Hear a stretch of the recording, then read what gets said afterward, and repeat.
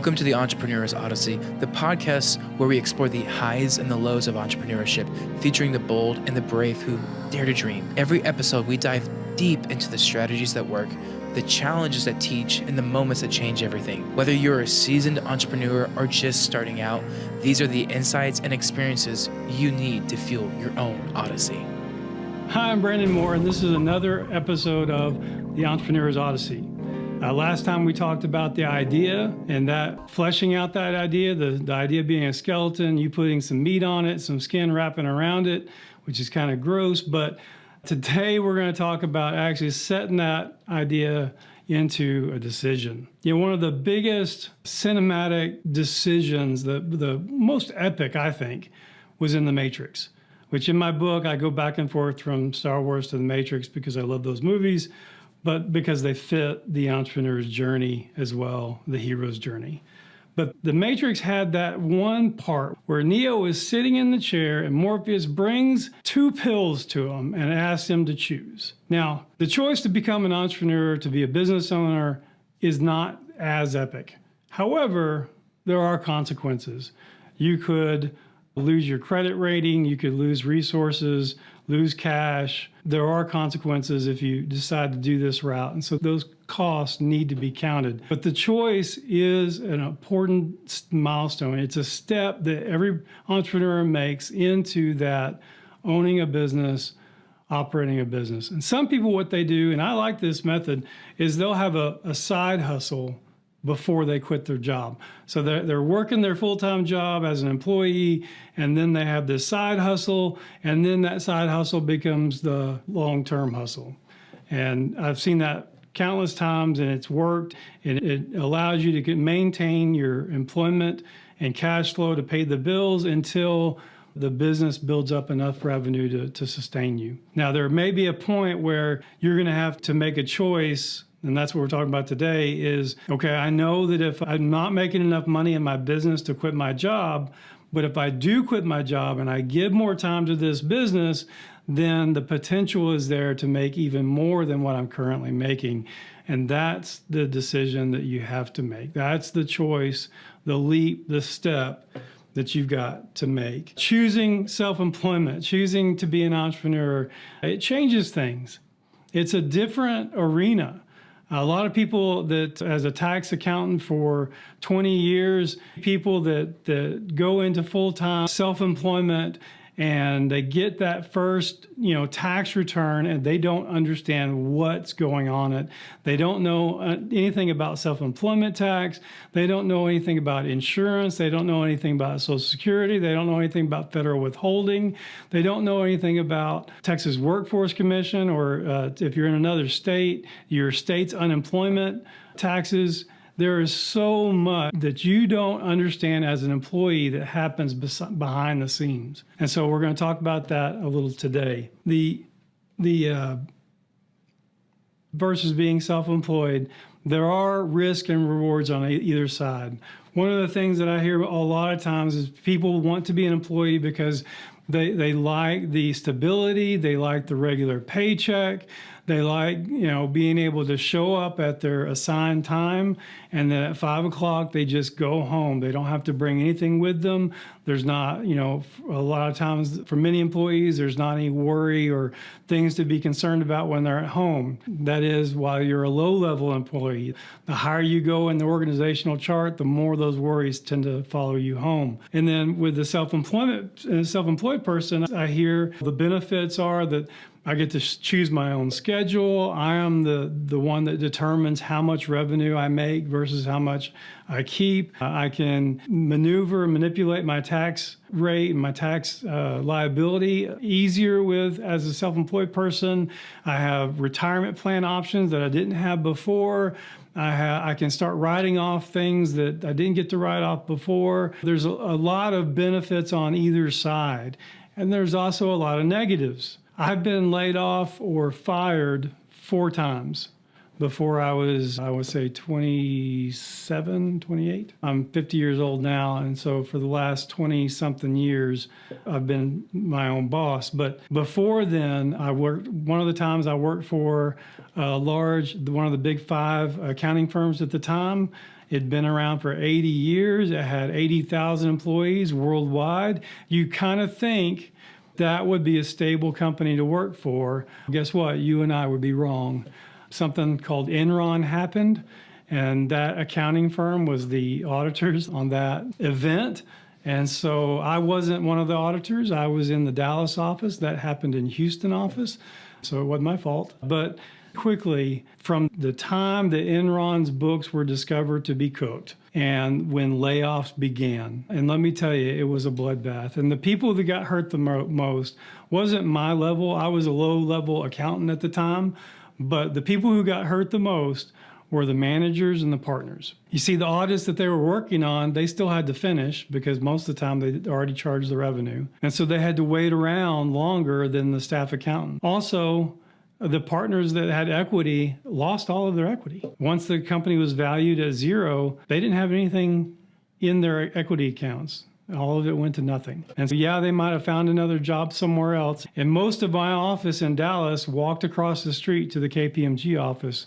KPMG and Deloitte and one of the other accounting firms, Ernst & Young, actually had interviews in our offices. They sent people over, they set them up in conference rooms, and they just sent people one by one to interview with their people. And they had our employee files, our experience and what our salary was. And I got an offer I didn't take, but almost all of the staff accountants were offered jobs somewhere else. And the reason why, the number of audits required in that area didn't go away. And so the number of auditors needed. But again, who got really hurt was the support staff, all the secretaries, I don't know if you can say that anymore, executive assistants, all the runners, all of the managers, and all the partners. They were pummeled. They had the hardest time finding work and took the biggest loss, in my opinion. You know, being an employee doesn't always mean stability. Being an employee, something can happen, no fault of your own. The industry could go have a huge downfall, and then layoffs happen. The company itself that you're working for could have financial trouble, and you might get laid off, let go. Lots of things happen. I know that I've got some friends that are employees of the city or the state, and oftentimes their retirement plan gets changed with no notice, no warning.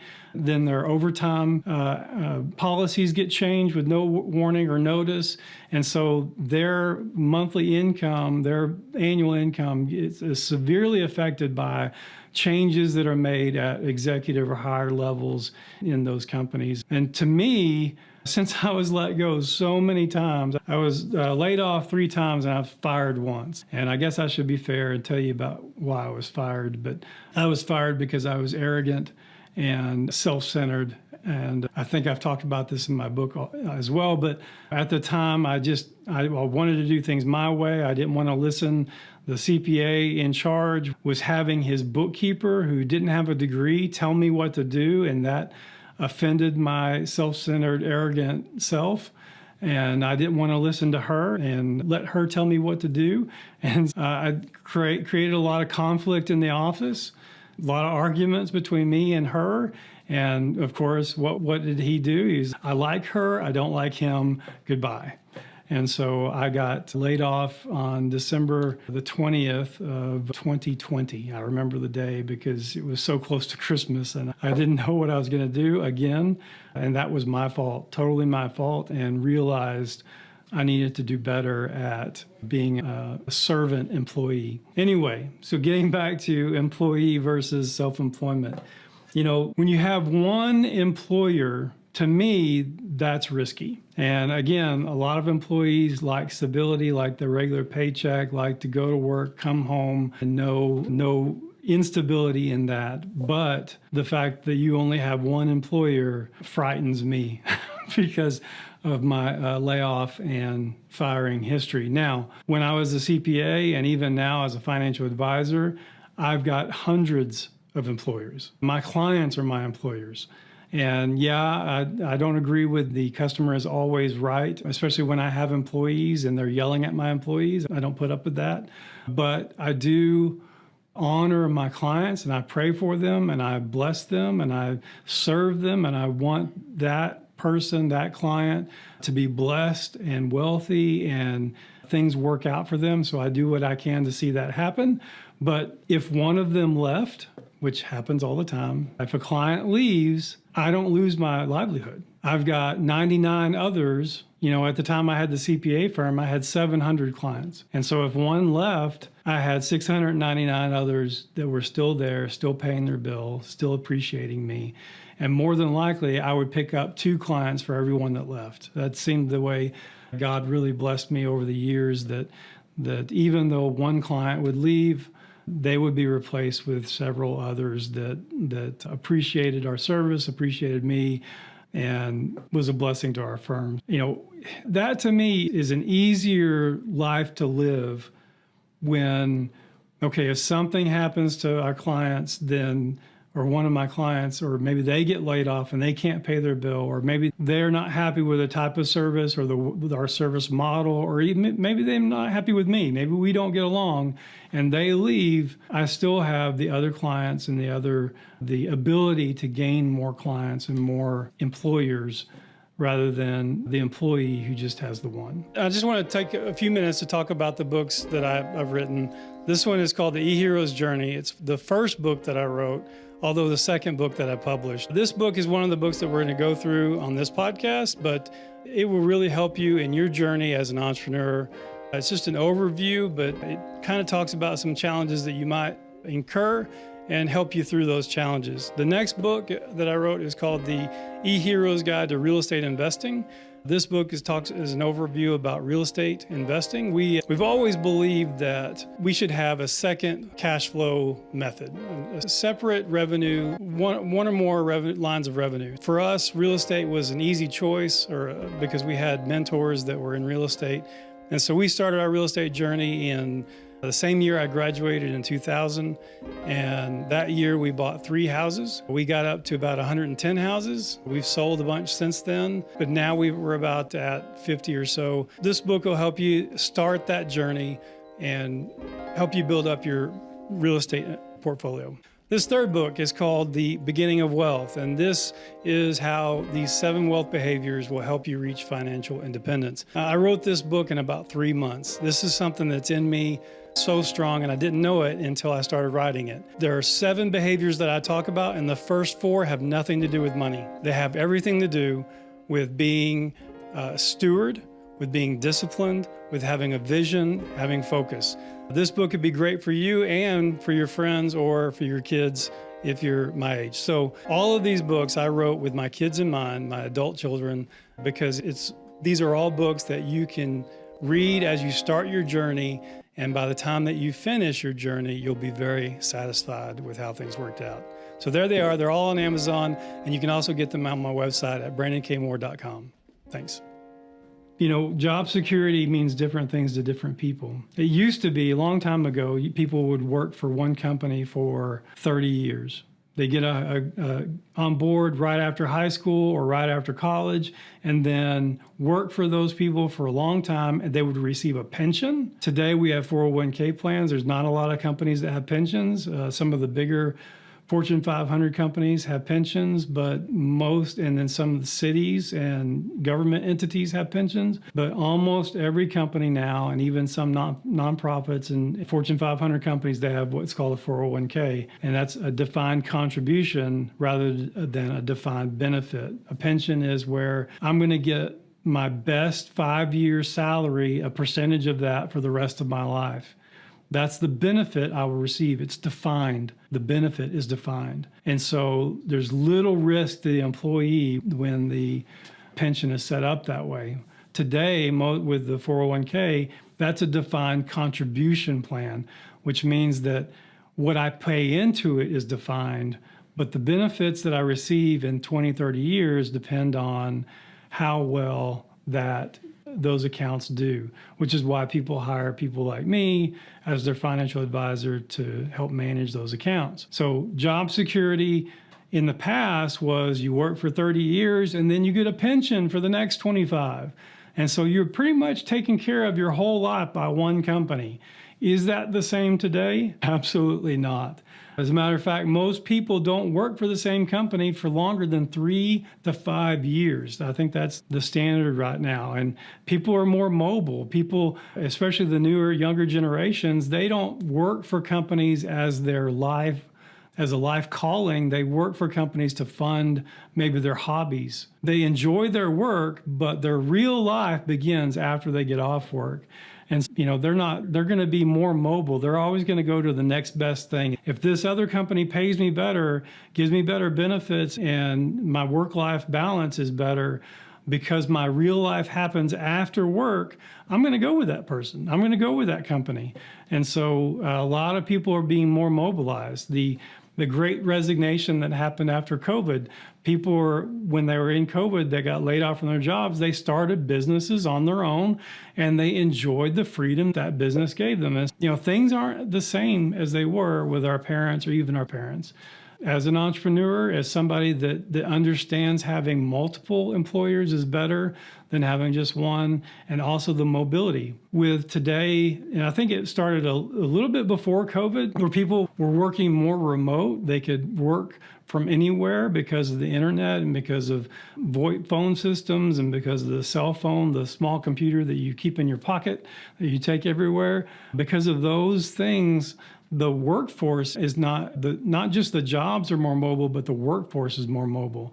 You can work for a company in Texas and live in Tennessee or Virginia. Our CPA firm actually had employees that lived in Virginia and Oregon and a couple in India. Not only is the type of industries, the type of jobs, are they mobile, but the worker themselves will tend to be more mobile. Things are a lot different now. And as an entrepreneur, you might be able to have a business and buy an RV and travel the country because all of your business happens online through Amazon store or through Zoom meetings and contracts and doing work on your laptop wherever you're at. The world for an entrepreneur in this time, in this day, is so much more open than it used to be. I have some friends that are real estate investors that, they don't live in one place for very long because their real estate assets pay their income. And so they're just able to travel. They're just able to go wherever they want to go. There's one investor that I know that has a YouTube channel that they decided that they're going to go live in Spain. They have a husband, wife, 3 or 4 small kids, and they're just going to go live in Spain for a while. Their real estate investments pay them more than enough to get them to pay their needs.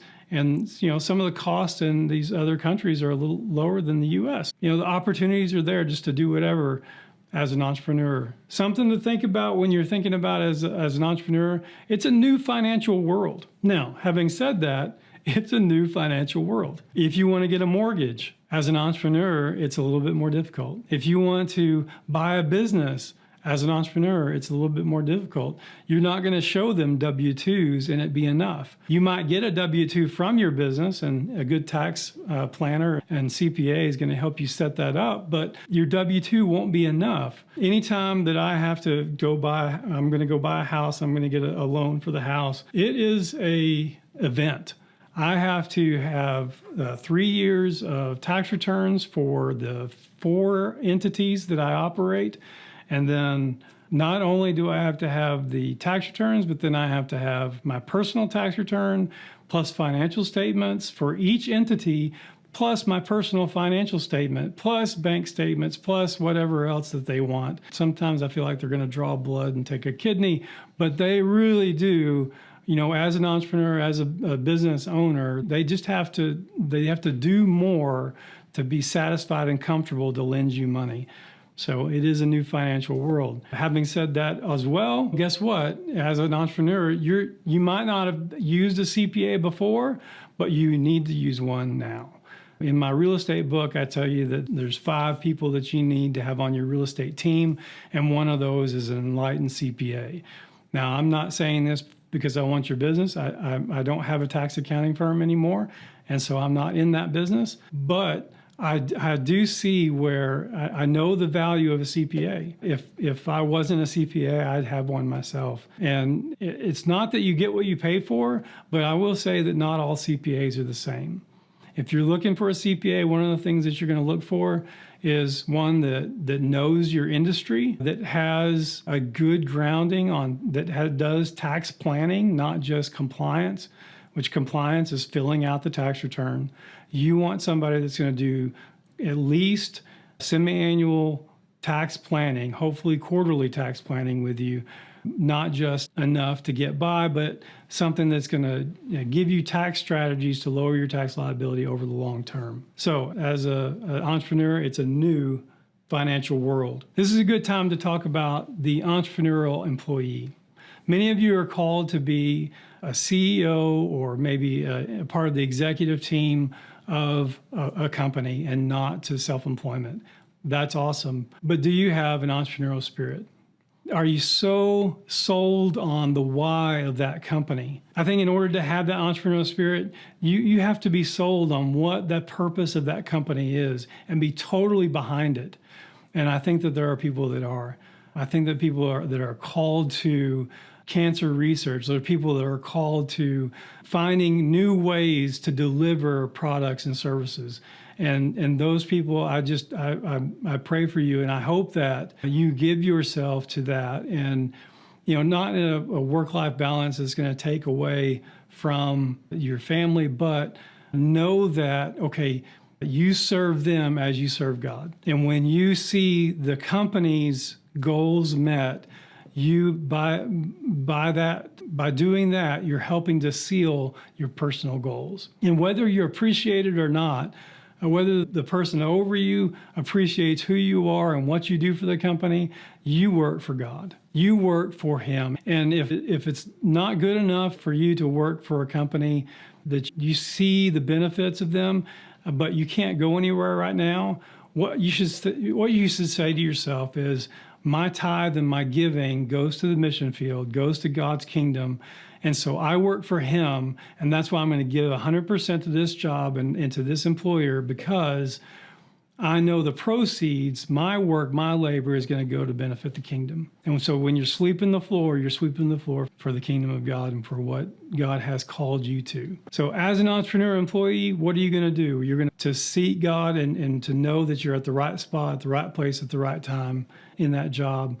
But then you're going to give yourself to serve them as you would serve God. Now, before you make the choice, and that's what this podcast is about, before you make that choice to jump over into being an entrepreneur, you got to count the costs. Maybe that CPA or the Small Business Development Center might help you create some spreadsheets. I love spreadsheets. I'm a spreadsheet nerd. But find something to where you can get on paper your goals and your plans for the business. When you decide, before you make that choice, you already fleshed out your idea, all the things that you have to do to make that idea a reality. Okay, that's great. Now it's time to count the cost. Now it's time to estimate your revenue, figure out how many things that you have to sell, how many clients that you have to have in order for you to make a living doing this job. And once you've done that, once you feel comfortable with that, I'd pray. I'm a person of faith, and so I would pray.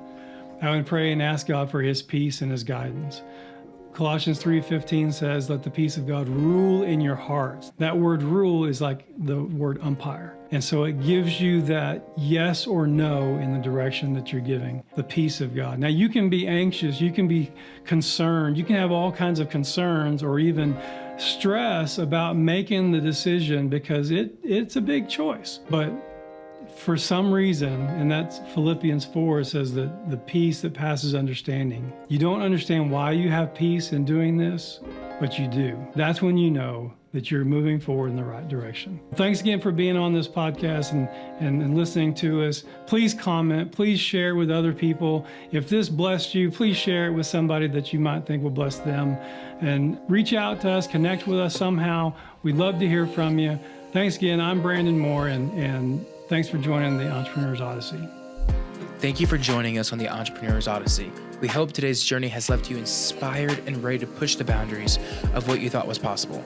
Make sure to like and subscribe wherever you listen to your podcasts. Don't forget to rate and review us, and share this episode with someone who could use a little inspiration on their entrepreneurial journey. Join us for more insights and stories. Until then, keep chasing your dreams and write your own Odyssey.